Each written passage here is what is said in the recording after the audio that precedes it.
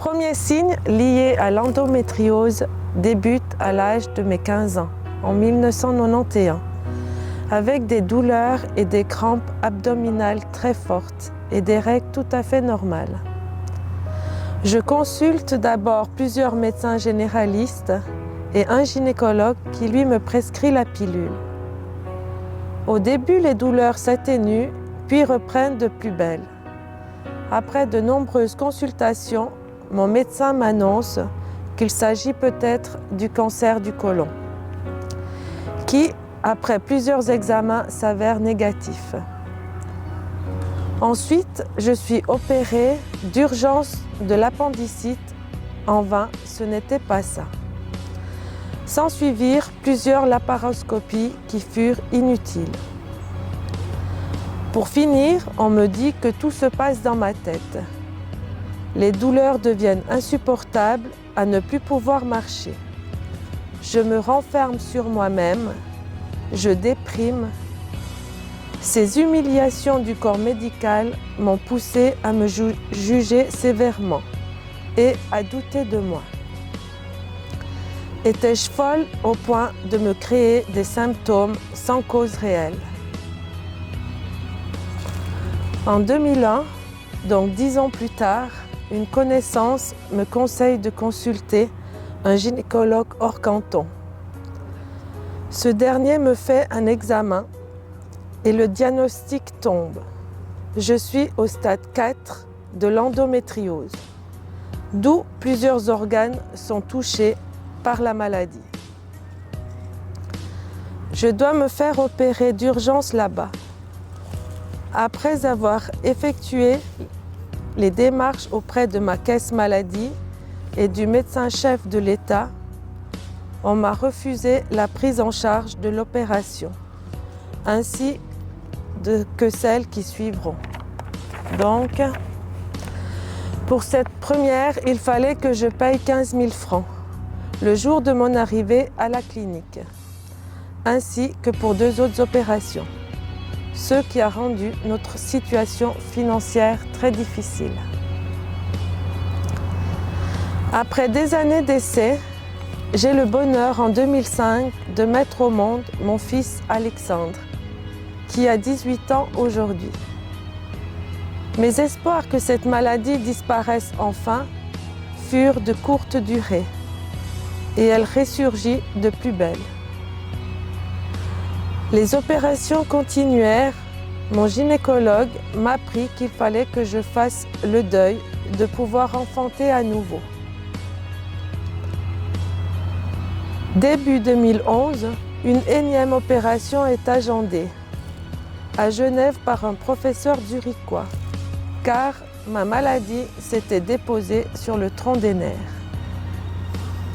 La veille de l'opération, après avoir fait les examens, l'infirmière vint m'annoncer que j'étais enceinte. Surprise, miracle, un cadeau du ciel. Le 3 novembre 2011, je mis au monde ma petite Léane, 13 ans aujourd'hui. Après l'accouchement, l'utérus et le col me sont retirés. En 2014-2019, je me fais à nouveau opérer à Genève pour des foyers d'endométriose. Fin août 2023, s'ensuit une autre opération, cette fois en Valais. Durant cette opération, il était prévu que mes ovaires soient enlevés, mais ce ne fut pas le cas.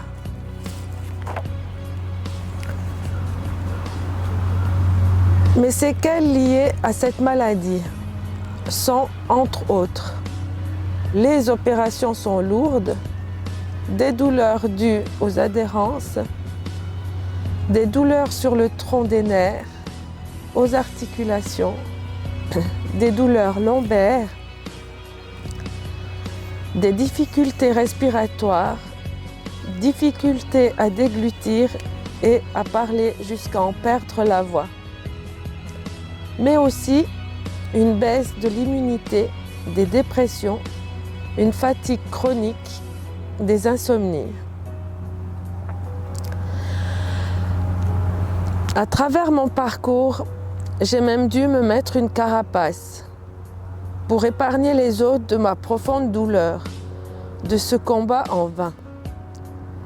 Ou même les gens les plus conscients de ma maladie, trop souvent ferment les yeux, peut-être par peur de traverser ma souffrance ou de s'en approcher. Je cohabite et apprends à vivre avec elle. Mais l'incompréhension des autres face à cette pathologie est pesante et mes relations sociales s'altèrent.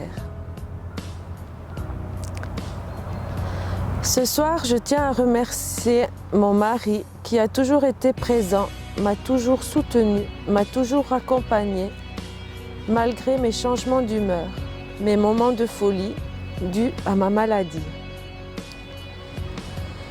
Je remercie mes enfants d'accepter ces phases difficiles. Merci également à toutes les personnes qui m'ont soutenu, famille, amis. Un grand merci à Sandrine pour m'avoir fait connaître l'association des petits rubans Valais, ainsi qu'à Françoise de m'avoir encouragée et aidée à faire mon témoignage. Enfin, j'aimerais terminer mon témoignage en laissant un message à toutes les femmes touchées par cette maladie et à leur entourage. Celui de ne rien lâcher et d'être bien entouré et surtout d'oser en parler. Car la vie nous offre de belles rencontres et des miracles.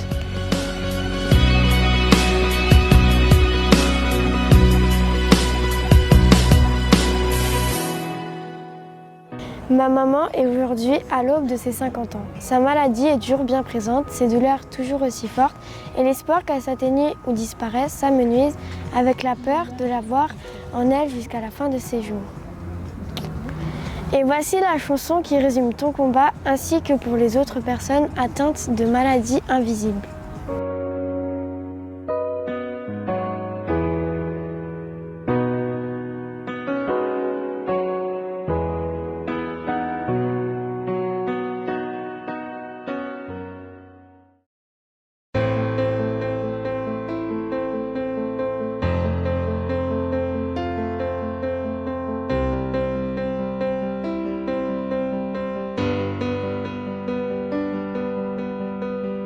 T'es venu dans ma vie, sans prévenir, sans rugir.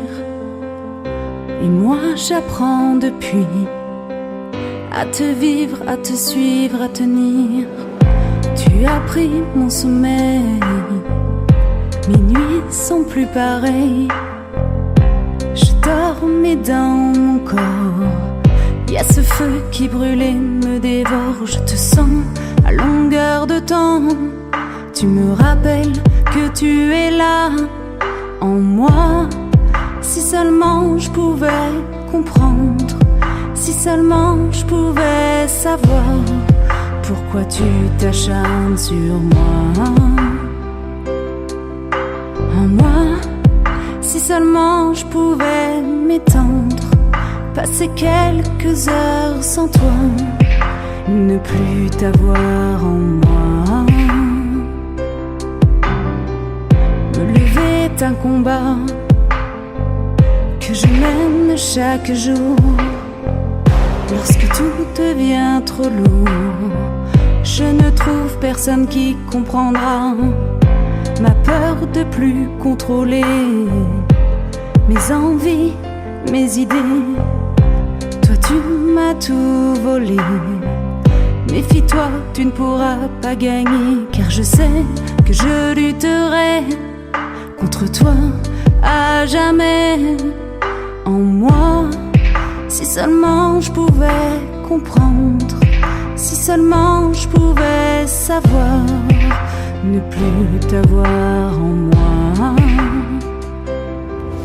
En moi, si seulement je pouvais m'étendre, passer quelques heures sans toi, voir la douleur qui s'en va.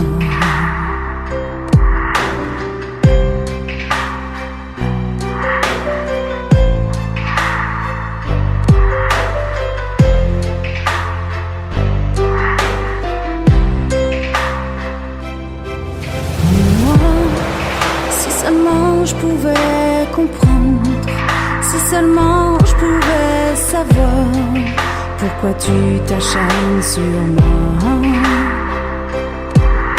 En moi, si seulement je pouvais m'étendre, passer quelques heures sans toi, voir la douleur qui s'en va.